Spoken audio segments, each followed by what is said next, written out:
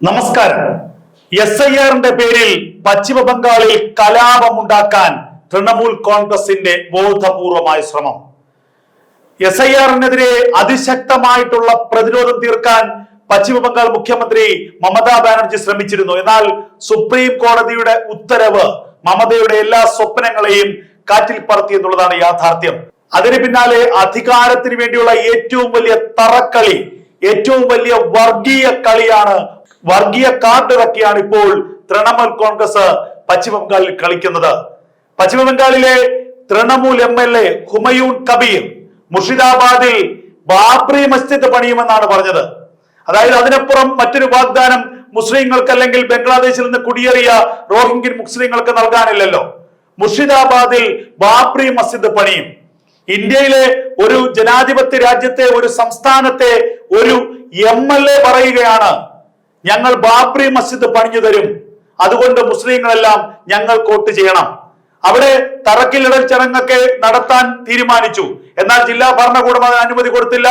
ഒടുവിൽ കൊൽക്കത്ത ഹൈക്കോടതി ഇപ്പോൾ പറഞ്ഞിരിക്കുന്നു, ഈ പശ്ചിമ ബംഗാളിൽ എന്തെങ്കിലും ഒരു വർഗീയ കലാപം ഉണ്ടായാൽ, ഈ പശ്ചിമ ബംഗാളിൽ ഏതെങ്കിലും മത കലാപം ഉണ്ടായാൽ അതിന്റെ ഉത്തരവാദി മമതാ ബാനർജി സർക്കാർ തന്നെയാണ്.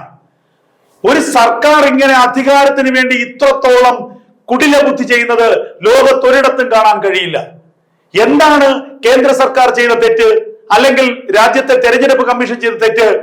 രാജ്യത്തെ മറ്റു സംസ്ഥാനങ്ങളിൽ നടപ്പാക്കിയതുപോലെ തീവ്ര വോട്ടർ പട്ടിക പരിഷ്കരണം നടപ്പാക്കി.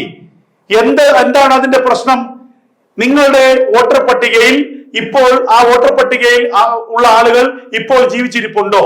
2002 അടിസ്ഥാനമാക്കിയുള്ള വോട്ടർ പട്ടികയിൽ ആ മേൽവിലാസത്തിൽ ആളുകൾ ജീവിച്ചിരിപ്പുണ്ടോ ഇല്ലയോ? കേരളത്തിൽ SIR നടപ്പാക്കുന്നുണ്ടല്ലോ. നമുക്ക് എന്താണ് ബുദ്ധിമുട്ടുള്ളത്? SIR-ലെ ഉദ്യോഗസ്ഥർക്ക് അല്പം ബുദ്ധിമുട്ടുണ്ട്, ഇല്ലെന്ന് പറയുന്നില്ല. പക്ഷേ പ്രദേശത്തെ പോളിംഗ് ഏജന്റുമാരും രാഷ്ട്രീയക്കാരും അതിനോട് സഹകരിച്ചാൽ വളരെ നിസ്സാരമായി ജീവിച്ചിരിക്കുന്ന വോട്ടർമാരെ, യഥാർത്ഥ വോട്ടർമാരെ, കള്ള വോട്ടർമാരെ തിരിച്ചറിയാൻ യാതൊരു പ്രശ്നവുമില്ല. പക്ഷേ ഇവിടുത്തെ പ്രശ്നം അതൊന്നുമല്ല. ബംഗ്ലാദേശിൽ നിന്ന് കുടിയേറിയ അനധികൃതമായ ആധാർ സമ്പാദിച്ച ലക്ഷക്കണക്കിനല്ല കോടിയിലധികം വോട്ടർമാർ പശ്ചിമ ബംഗാളിലുണ്ട്. 1 കോടി മുതൽ 1.5 കോടി വരെ വോട്ടർമാർ അനധികൃതമായ വോട്ടർ പട്ടികയിലുണ്ട് എന്നാണ് തെരഞ്ഞെടുപ്പ് കമ്മീഷന്റെ അനൗദ്യോഗികമായ കണക്ക്.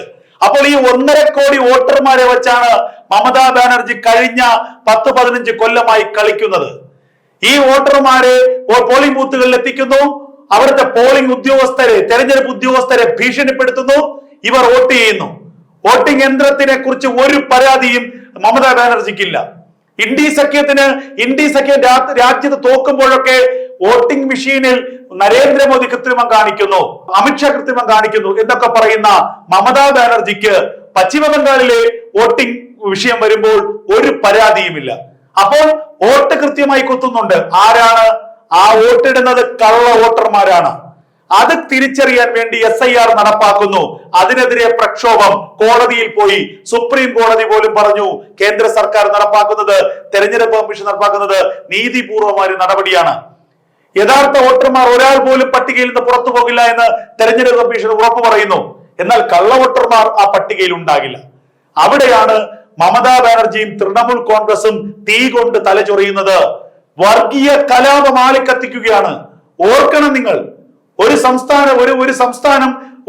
ഒരു സംസ്ഥാനത്തെ പാർട്ടി അധികാരത്തിന് വേണ്ടി ജനങ്ങളെ തമ്മിലടിപ്പിക്കുന്നു, ജനങ്ങൾ വലിയ വർഗീയ കലാപത്തിന് ശ്രമിക്കുന്നു, മുർഷിദാബാദിൽ നിരോധനാജ്ഞ പുറപ്പെടുവിച്ചിരിക്കുന്നു. ഇതാണ് തൃണമൂൽ കോൺഗ്രസും മമതാ ബാനർജിയും.